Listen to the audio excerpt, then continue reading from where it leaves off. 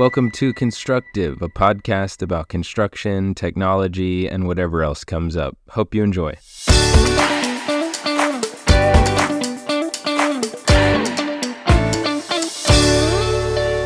All right, welcome back to Constructive. Today I have a really special guest, Chris Lengieza. He's with Procore. Tons of things on the horizon for you. Can you tell me a little bit about, I just read you've got kind of a new title and are thinking new things about your career. Do you want to give us a quick update on the very recent news? Yeah, absolutely. Thanks, Seth. Chris Lengieza, I am now our global technology evangelist at Procore. I've been spending a lot of time crafting my message, exactly what this means. But as you may have seen in my LinkedIn post and plugged into Procore, I announced yesterday that I'm going to be our first global technology evangelist. And what that really means to me is I'm trying to drive adoption and awareness of the technologies for our industry, right? It's not really about Procore. It's not necessarily about me. It's about the fact that I understand, because I've experienced it from being in the industry for almost 20 years, that technology can really help us take a big step forward. But there are some barriers around that. And one of those barriers is just awareness of what is out there, best practices. So what are the things that people are doing and doing really, really effectively? And then how to do it in an optimized way. I spent a lot of time at my previous company when I worked at Styles, figuring out how do we optimize that tech stack? How do we get the most out of it? How do we get the people that work for us to use it really, really well? So my goal is to work with customers and industry thought leaders and those that are just in the industry to raise that awareness and help them get the most out of their construction technology investment as possible. I want to get into your background too, if you don't mind. There might be some people out there who have never heard about you or met you, so I'd love for you to give whatever length version of your background you're willing, but maybe focus a little bit on what got you initially interested in construction, also what got you interested in tech, and then why do you want to share the evangelism of how tech can help construction? Yeah, it's actually an interesting story. For those of you I've never met before, and I look forward to meeting as many of you as possible that listen to this podcast, I've been always in construction. I came to the industry in kind of a unique way. Interestingly enough, Todd Wynn and I have very similar stories. We were both really into golf at a young age and wanted to go to school to design golf courses. Interestingly enough, I had some teachers in high school that got me into technical drafting and shop. And I knew I was really good at I was captain of the math and computer science team. So it gives you an idea of the kind of nerd I am, which ties into the technology stuff later. But I wanted to design golf courses, and I realized I didn't have the right last name. I wasn't a Nicholas or a Palmer or any of those folks. So probably people weren't going to necessarily pay me to do that. But what led me down is this path of civil engineering, because I did my research and it was hey, you can go be an engineer, or you could be a turf guy, or you could be a landscape architect. And I wasn't really good at still life drawing, and I wasn't artsy. I was more of a math guy. So engineering was a perfect fit for me. And so I went to school at Lehigh University, getting my civil engineering degree, and really, really fell in love with building engineering. So structural, bridges, concrete, those things really, I enjoyed them a lot. And so did an internship rotation as part of our co-op program at a civil engineering firm. What I learned pretty quickly at that point is I didn't want to sit behind a desk all day. Which was really interesting because now I sit behind a desk all day. But at that point in time, I wanted to be out in the field.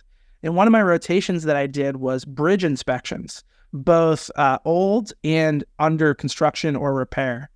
And I kind of fell in love with this idea of being in the field, seeing how things get put together.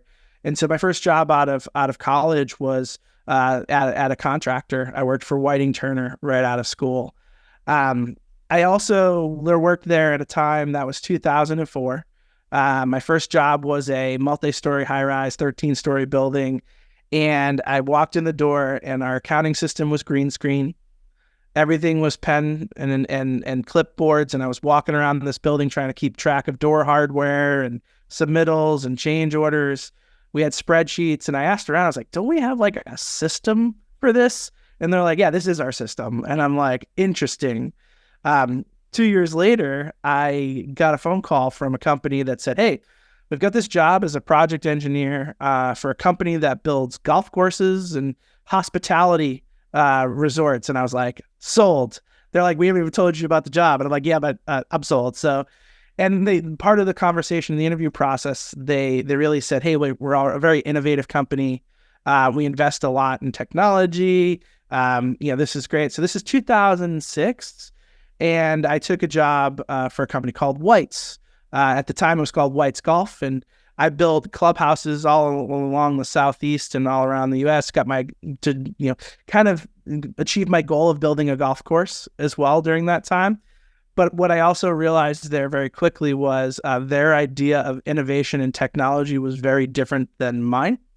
I was like an early adopter, and this is going to date me, of the Palm Treo. If you don't know what a Palm Pilot is, it was like a mini tablet that you could basically keep your contacts and notes and email on, but you had to sit it in a dock and attach it to your computer to sync it. Well, they came out with a phone version of this that actually worked on cellular. And so I figured out a way to like backdoor my way into the company's email. So I was like getting my email on it. And people were like, how are you doing this? This is crazy. And so I was kind of like this nerdy kid that wanted to figure things out. And then right place, right time, kind of. If you've ever read Malcolm Gladwell's Outliers, there's a conversation around people who were at like the right time when a technology change was going to happen, or were the right age in like hockey to just have a slight advantage. I had been in construction for, at that point, about 4 years, and technology started to become a thing, and it was really led by BIM. And everybody looked around the room, and, most of the people I worked were in their 40s or 50s. And they kind of looked at me and they're like, this guy looks like he knows how to use a computer. We're going to make him the BIM guy. And so, like, secretly, I was excited on the inside. They were all thinking that they were, kind of playing a joke on me that I was going to have to go do this. And so I really leaned into that. And so early on, started doing design coordination and whatnot. And then lo and behold, this thing called the iPad came out. And I was like, there's got to be a way for me to get all the documents I need on this thing. And if you go back at my YouTube page and you look back to like 2000, I think probably 2008, 2009, no, maybe 2010, you'll find these like old videos where I was like trying to teach superintendents on how to sync drawings on their iPad. And like, it's kind of funny because I look at it now and they still get views. And I'm like, yeah, people don't realize this is like super old technology. But it was like, hey, there's a place for this and there's a better way. And so Bluebeam, iPads, very early stage, all the apps that were coming out, I tested them all. I was our IT director's nightmare, because I was just grabbing stuff off the shelves and trying anything. But I always had that like field approach because I had spent my time on job sites that I focused on how do they need to solve this problem. And I would just go sit down with them and I'd be like, would you ever use this? And I got a lot of like, no effing ways. And then I'd get like one like, oh yeah, actually that's pretty cool. Like I could use that. And I'm like, cool, I got something here. Let me go further. And so from there it was, I spent the next 8 to 10 years really focused on driving that adoption. We started to see a new modern way of modern set of tools coming to the industry. Platforms like Procore, I was an early customer. So before I came to Procore about 6 years ago, I was a customer for 3 to 4 of that and using the platform.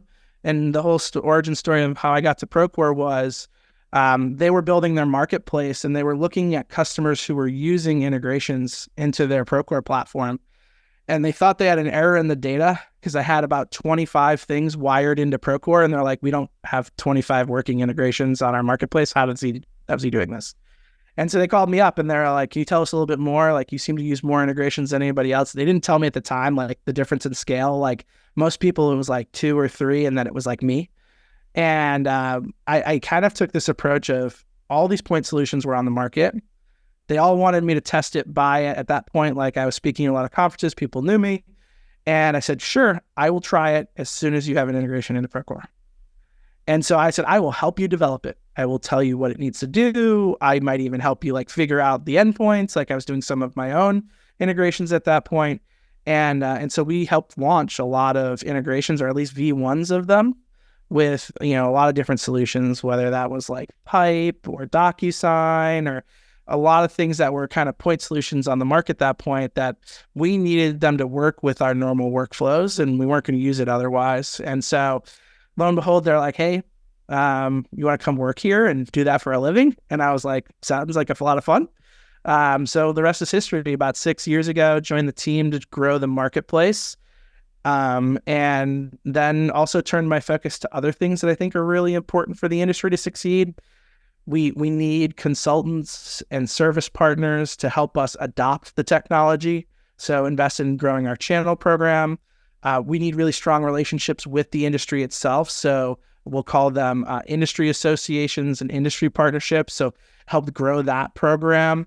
And then lastly, our nonprofits. So how do we engage with things like ACE mentorship, the universities, to invest in the next generation of construction, because labor is one of the biggest challenges we're all facing right now. And that's a long play because we need more people coming into it, and we need them more educated when they get here.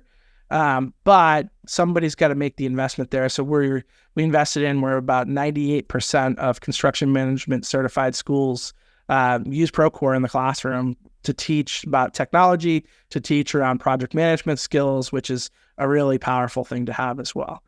And then here we are today. Now I get to kind of tell the story and help others on that journey of leveraging technology to improve their businesses. Beautiful. You were mentioning integrations. I'm glad you did, because I want to bring that up more a little bit later. But it makes me think about Procore as a whole, just being conducive to add-ons, integrations, and stuff like that. It seems like they're also giving away free resources in terms of education.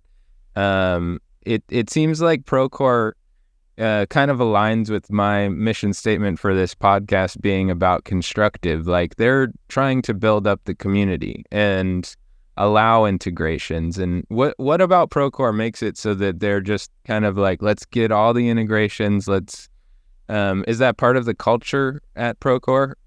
Yeah, I think it's two things. One, it's our vision, right?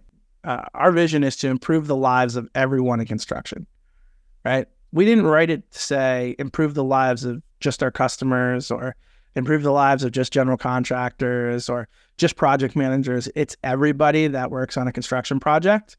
And we're also self-aware enough to know that we can't do absolutely everything you need in order to do your job on a day-to-day basis.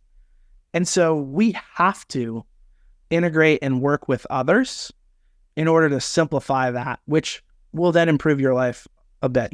I've got 3 kids. I am a chauffeur to them when I'm in town, and take them to dance, jujitsu, soccer, whatever the sport of the year is that we're doing. And the number of times that I run into someone who's like, oh, you work for Procore? Because I'll have a Procore t-shirt on or a hat or something like that. Might be at the gym. I'm like, yeah, I love that thing. Only reason I'm able to actually take my kids to soccer right now is because I'm doing my daily reports.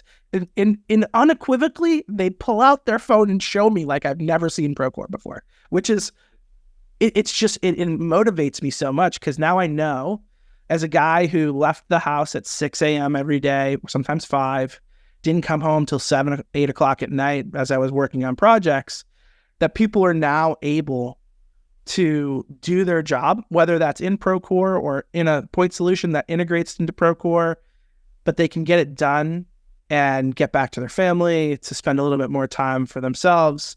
I think that's so important. And then I think the second part of that, as I mentioned, is our culture, right? We've invested super heavily in the culture at Procore, and it's one thing that's really stayed consistent from when Tui and then Steve Zahm joined the company and how they were recruiting, is we wanted to have this really, really strong culture. And it's based around openness, optimism, and ownership. And you will find that the people at Procore take ownership of the problems of the industry as if it was their own. We hire a lot of people from construction, so those people are intimately familiar. But what's more impressive to me than that is the people who didn't come to construction and after being at Procore for a year, you can tell that they've almost felt the pain of being like out on the job, trying to do a daily log or get an answer to a question that they can't figure out. And they've experienced it because they've had the interactions with their customers. And so those two things, I think, have really, really contributed to why we have an open platform, why it is that we've only focused on the single industry and are so deep into the problem and so much more than a software vendor, but really a partner to the industry. And that goes to the education piece of why we put so much content out there. We have all kinds of certification programs, not just about Procore, but around mental health, about learning about the trades, becoming more data literate for your business. All this is free content that's available on, learning.procore.com. And so you can go and get the content today because we understand that there's more than just software to changing this industry. And we're gonna be there for all of it. I love that. And yeah, it just kind of resonates with me. I'm a project manager myself for a construction management firm, and it does feel like at times, and there's plenty of exceptions to this, but at times it feels like a thankless and really difficult job. And sometimes it's all day, every day. A problem can happen on the weekend or at 4 a.m. or earlier.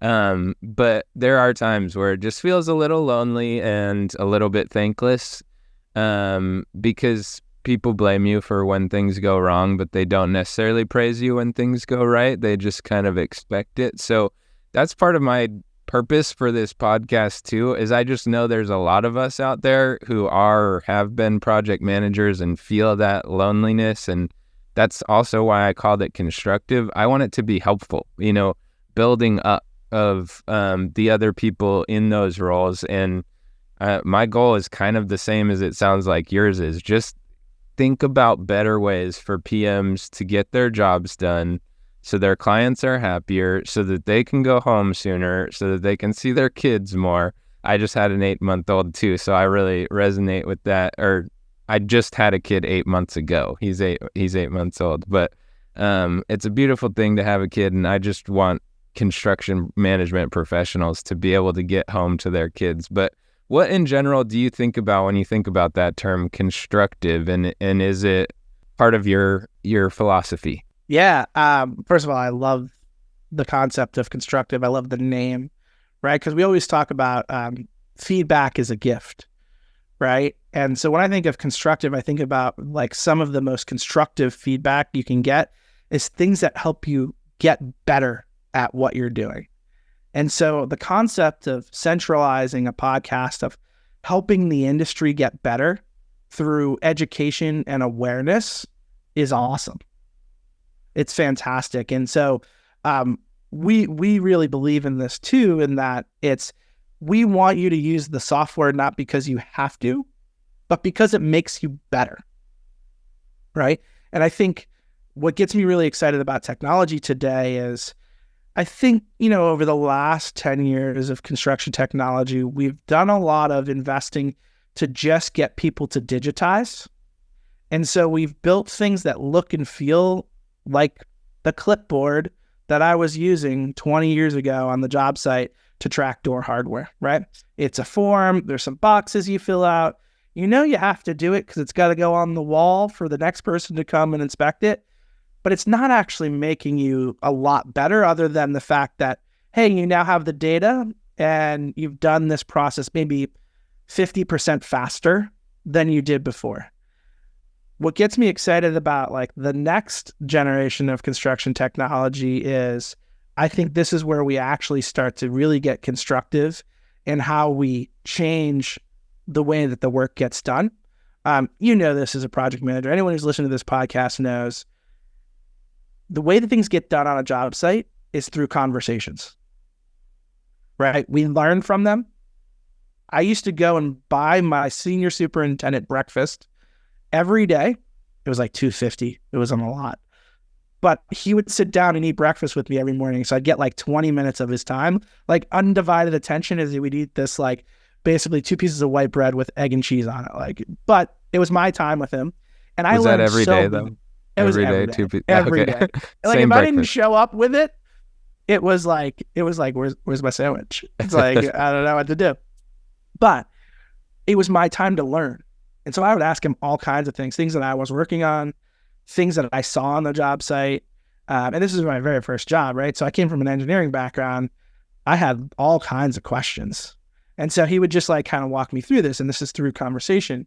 We think about how we can transfer that knowledge today, right? Podcasts, people want to listen, they want to learn.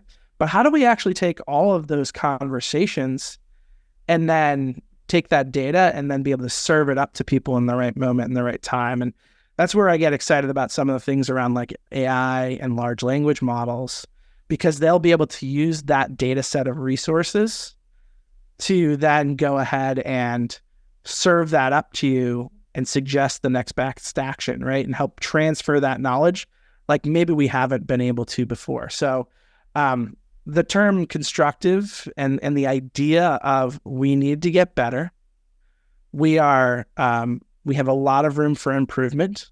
You know, I won't start going and referring to like productivity curves because I think that's a little bit misleading, but I do think like we have a tremendous amount of improvement we can make to help offset some of the labor challenges we have and some of the complexity challenges that we're being forced to address. One of the reasons that you spend so much time on a job site is like, you're not building the same building that we were building 20 years ago. These buildings are more complex. The schedules are a fraction of the time. The availability of materials and labor is non-existent. So all of those things together make them harder than they were 30 years ago when we built them and we just did it with a set of plans and a slide ruler, right? And so we have to take that into consideration that we're not doing the same stuff that we were before. And so we have to get better and we have to learn.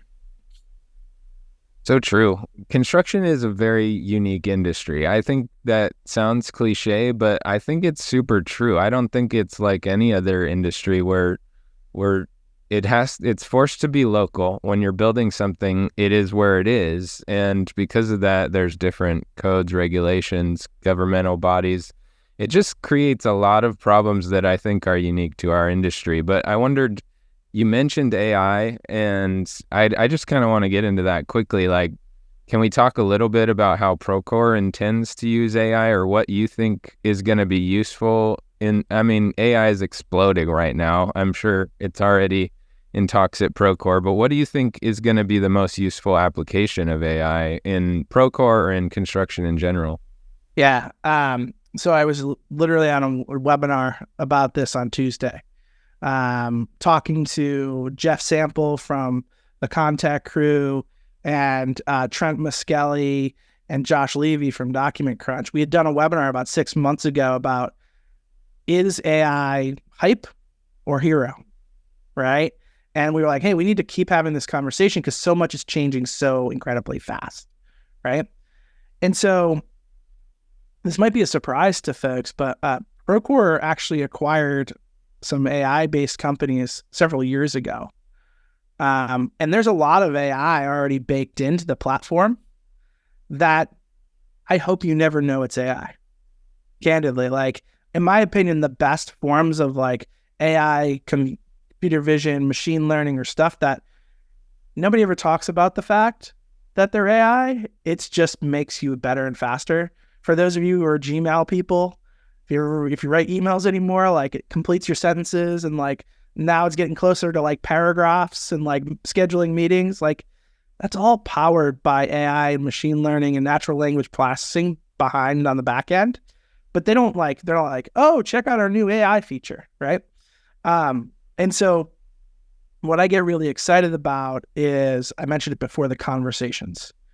So I feel pretty strongly that large language models and ChatGPT, that natural language interaction, may be as transformational to construction technology as the iPad was.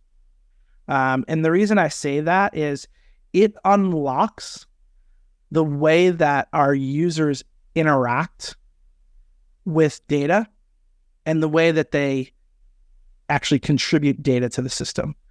And so when I said before that we all know that the way things get done on a job site is through conversations, very much so, like, those are data-rich conversations that we already have a lot of information about. And we can save you the time of like, oh, yep, I talked to so-and-so about the fact that the water table height we found was actually 3 feet higher than what they had specified in the geotechnical program. And now we need to go and revise the design for the foundation, right? That might have been a text message, that might have been a phone call, but if it's happening somewhere where it's collected digitally, we can now make the recommendation of like, hey, you should submit an RFI on this. Here's all the backup data that we served up to you because we know that you're looking for the water table height. So we just basically show you the geotechnical report. And now, oh, okay, we've got the response to the RFI about the new design of the foundation. Do you want to create a change order? Because like usually when there's a change, we want a change order, and you need to send a notice to the owner that there's a change here so that you're in contractual, compliance. Do you want us to create that as a correspondence item in Procore, right? And so these are the direction that we're going with a lot of this is how do we change the way that you interact with the software, and how do we serve up those next best actions? So we really bucket it into 3 things. And one of them is guided workflows. So think of like, hey, things you have to do all the time, takeoffs, identifying areas of a building, tagging document types. Those are all things that computer vision is really great at. And we just want to let you, we call it guided because we're not going to do it all for you. We want you to validate it because, hey, it's still learning, but we can take 80%, 90% of the time out of it very, very quickly. We then have insights, right? So now we have all this data that we're collecting from all these different sources. What are the most important questions that you need to answer? Hey, am I going to run out of money in my general conditions? Well, we can help you forecast that based on traditionally how you've spent on general conditions, based on the completion percentage of the project, based on what budget you have left. Are you looking to forecast to overrun? Because that hits your bottom line. And if you're 2 months into a 12-month project, there's a lot of room to correct that. If you're 10 months into the project and you're out of budget, there's no way to fix it, right? And so the earlier we can get you to decision making, the better it will be. And so, we're spending a lot of time investing to really improve the product, not to necessarily launch new products, but to improve the way that you interact with the tasks that you already do, make them simpler, easier, faster, more accurate, more data rich. And I think that will change a lot of things. What I always caution people to is be cautious of solutions that AI is the solution, right? Did they start with a real problem that they're trying to solve? Or did they just go and say, hey, I know I can do this with AI, so let me build a product around it. And so everybody should have a data strategy. I don't care if you are a $10 million a year contract or a $10 billion a year contractor. You should have some semblance of a data strategy. And I know that everybody's asking, what are we going to do with AI? How's it going to impact our industry? What I can tell you is it's not going to build the building for you. It might make you a better builder, and people who use it effectively will significantly outpace those who don't. Right. And so those are the questions you need to answer yourself. If you're in a role where you're wondering, how's this going to impact my job, my company, my project moving forward?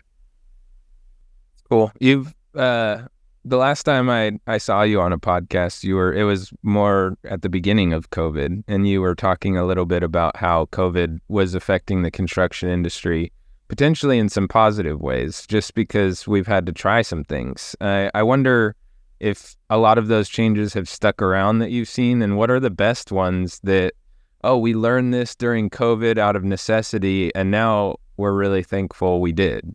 Yeah. I mean, maybe a little controversial, but COVID could be one of the best things that ever happened to construction. It's our industry kept going, which is huge, right? We were deemed essential. We were able to keep working. There was a lot of parts of the industry that picked up. because of COVID. So it was good in a lot of reasons for that matter. But specifically around technology, there are a lot of barriers to technology adoption. The technology in a lot of cases has been there, but were people willing to use it because it required change, and change is hard. And we're not an industry that loves change, although we manage it every single day. And so when you are forced, because you have no other choice, to use a tool to walk your job site and take 360 video, for example, of your entire project, because it's the only way you can get paid, because the bank inspector can't step foot on your site and can't travel, you've taken away the barrier of a choice and choosing to make a change. And because of things like that, we saw things like remote meetings, right? Used to always be, everybody's going to come to the trailer, everybody's going to be on the job site all the time, architect's going to fly in once a month, like all these things. Like, do we actually need to do that, right? Like the pickup of Zoom and Microsoft Teams all like accelerated. Reality capture on the job site, photos, scans, things that now allowed you to get paid, to get inspections, because people couldn't physically get there, accelerated significantly. The migration to the cloud, a lot of people were still very hesitant about what it meant to put all their information up in the cloud. And then when they had to ship people home and they couldn't get to the office and they had no way to get to their server, they were like, right? And so those are like three great examples of like ones that stuck around. The company I used to work for, I had tried my darndest to help our IT department roll out Microsoft Office 365 and Teams. And basically, like in a nice way, was told that will never work. It won't hold up when we're under the pressure. We need to keep doing it the way that we're doing it. And I was like, okay, not going to fight that battle. So I let it lie. Now, fortunately, the IT department, like other parts of the organization, aren't already adopted. So the infrastructure was in place. But when they got hit with COVID, they very quickly were like, oh, wait, we have this thing over here. We can all work in the same Excel file. We can be in chat. We can share documents easier. What was that thing called again? and so their adoption of Office 365 just blew up, right? And I remember talking to the VP of Precon. This must have probably been around beginning of 2022. And he laughed. He goes, Chris, he goes, all that stuff around like Office 365 and bid day. He goes, yeah, it's fine. Works great. Like, I don't know why we didn't do it sooner, but like, you should take a little win that we got there eventually. And so I think a lot of companies went through that, right? Now, some of the stuff I think has died off. People tracking. People tracking was for contact tracing was huge. That's not one that I've seen necessarily stick around nearly as much as some of the others. So there were some winners and some that, were a little bit more of a flash in the pan. Cool.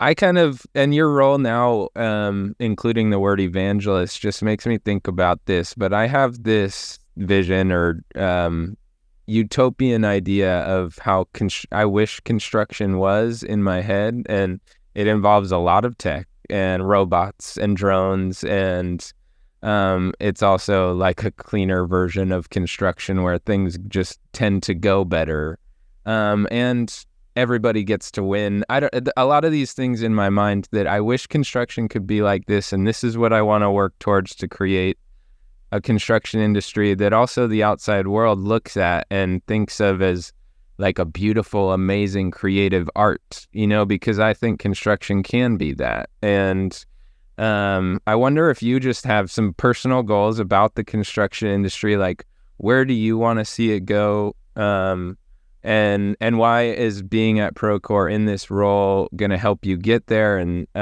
what are your thoughts about the future of construction? Where do you want to see it? Yeah, I think we're very aligned, right? There's a couple things I'll unpack there. I am with you that I see the future of construction being much more ingrained with the technology and how we get things done. But it's going to take time to get there. I think one of the things that I'm really passionate about is like, I kind of like almost like accidentally landed in construction. And, I think for a lot of folks, we have a little bit of a brand problem in construction. When people think of construction, they think of hard, dirty, difficult, low paying, all these things, which is not true, right? And, more kids go and learn how to code so that they can go and try and get a software engineering job, even though like that might not be what they love to do. They spend all their free time out in their garage building, furniture and, or working on cars. And they love that, like that satisfaction that comes with the physical nature of it. Right. And so one of my goals as an evangelist is really to try and elevate the brand of construction, especially to those who are younger. I was on site with several customers over the last 2 weeks. And the theme that I heard, what was really interesting is where companies used to shy away a little bit about talking about the technology that they use because the people they were recruiting, they weren't sure if they really wanted to adopt technology. Now it's at the forefront. It's not just at the forefront for getting people to come and join their company because they are doing that. And they are like poaching people from other companies that are not as tech forward and going, listen, come on over here. Let me show you the awesome suite of tools that we have. Let me show how you're going to help us innovate and how you're going to be part of the conversation. They're really leaning on them as like, you're going to help set what this industry looks like 20 years from now. And I think that's really, really exciting. I want to show people the art of the possible there. We had our Chief Product Officer, Wyatt Jenkins, joined us, and I was kind of partnered up with him because I was the construction guy. He's a product guy. He has a little bit of a construction background from family business, but we sat down and he goes like, 20 years from now, like what does a job site look like? And I was like, oh, this is a fun question. I love these, right? And I was like, well, listen, I don't know if it's even going to be 20. It might be before that. Like my whole thing was superintendent at the end of the day goes to flip off the lights in the trailer, hits a button on the wall that's like called shutdown mode, right? And he gets in his truck and he drives off. But out of a little shed, a drone takes off and takes imagery from the outside, a spot robotic or a rover, right? Rolls around the job site and captures everything that's happened. All that data automatically gets uploaded to the cloud and then processed through computer vision. It identifies where the most work has happened, maybe some issues. And when he returns to the job site the next morning at 6 a.m. and turns the coffee maker on to make his morning cup of joe, he sits down at his computer to a list of 10 things that are important to him. And instead of having to try and walk 43 stories and figure out where the risk is or where they may be behind schedule or ahead of schedule, he can now know, okay, I got to go up to 12. There's some water on the floor there. It's been there for 3 days and we haven't had rain. There might be a leak in something. I need to go up to 15 because the drywall crew was supposed to be installing drywall this week and nobody's been on that floor the entire week, right? And now we point them to the problems instead of searching for the information. They're figuring out how to solve the problems. And that's what people in construction love. That's what I love. I didn't love doing daily logs. I loved when a superintendent or a project manager or a foreman walked in my office and said, we got a problem. It was like a challenge to me. It was like, cool, how are we going to fix it? Right? And the sooner that we can gather the information, and I stole this from Jeff Sample from the podcast or from the webinar the other day, the sooner we can get to the speed of decision-making, the more fun it becomes, right? And so getting people to wrap their heads around that and the role that technology plays, that's what I want to advocate for. It's like, I want to get you to the things you love doing, whether that's welding pipe, whether that's, installing flooring, or whether that's solving complex coordination issues or scheduling people and crews. Like there's something you love about the job. I want you to spend more time doing that and less time on doing things that you have to do in order to get there. Mm.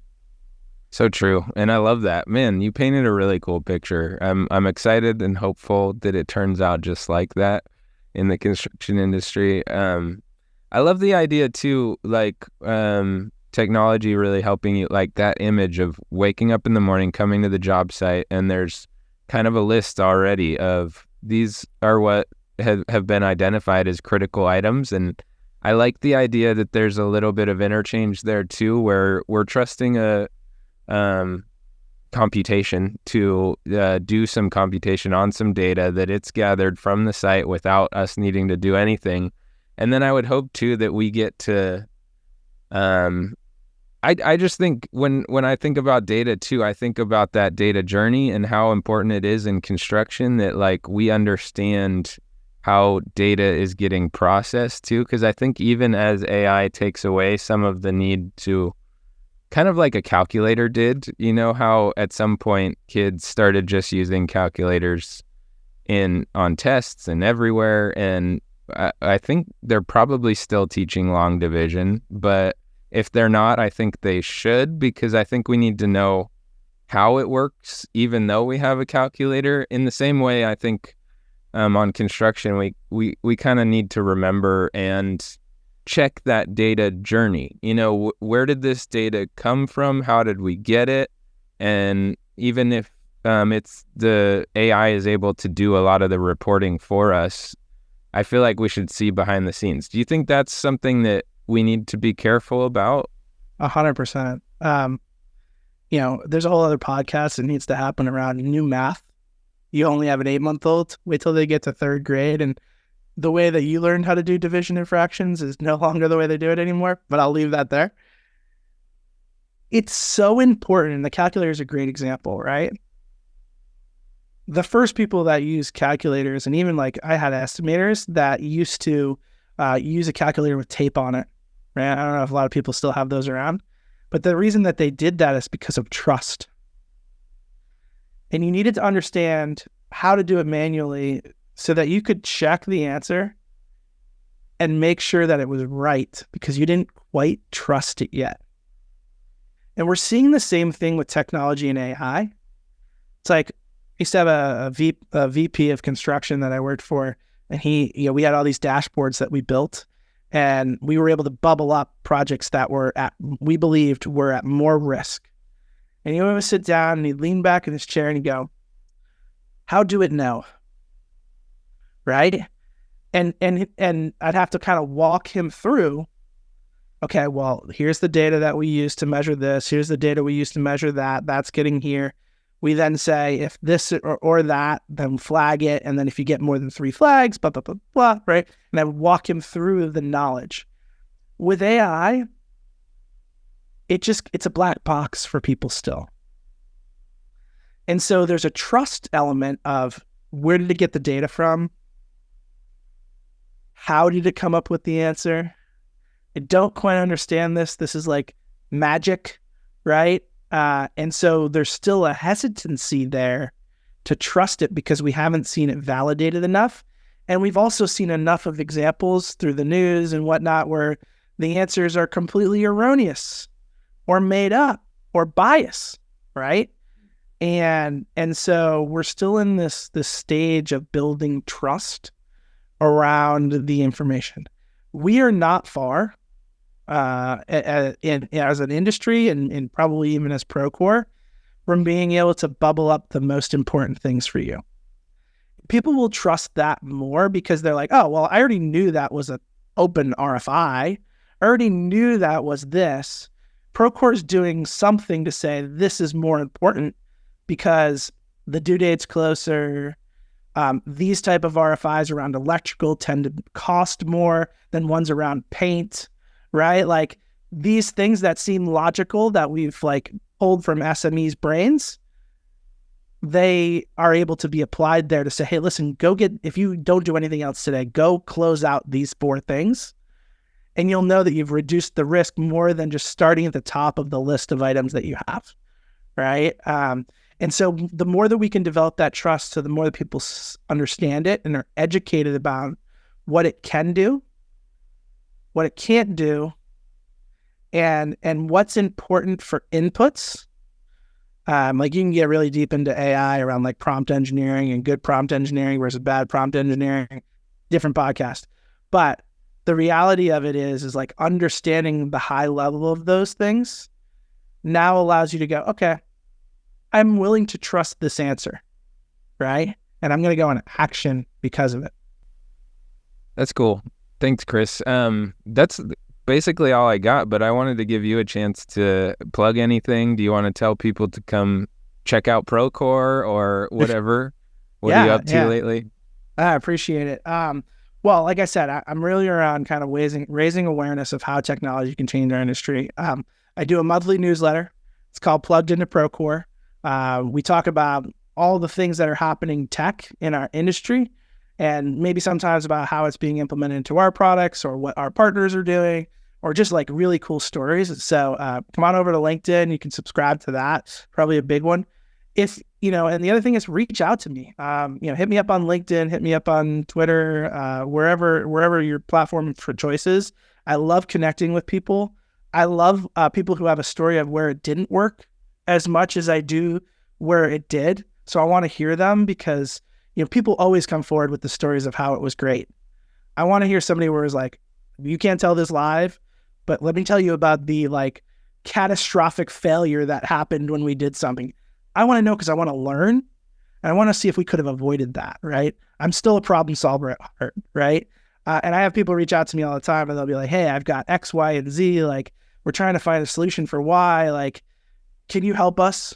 All of those things. So connect is probably my ask. Excuse me. Would love to learn from all of you and to impart any knowledge that I can also on the industry and y'all as well. Beautiful. I'm going to take you up on that personally. I'm going to be reaching out. Really enjoyed getting to know you. Thanks, Chris, for taking the time, and everybody check Chris out in his newsletter, and have a great day. Thanks, Seth. Appreciate it.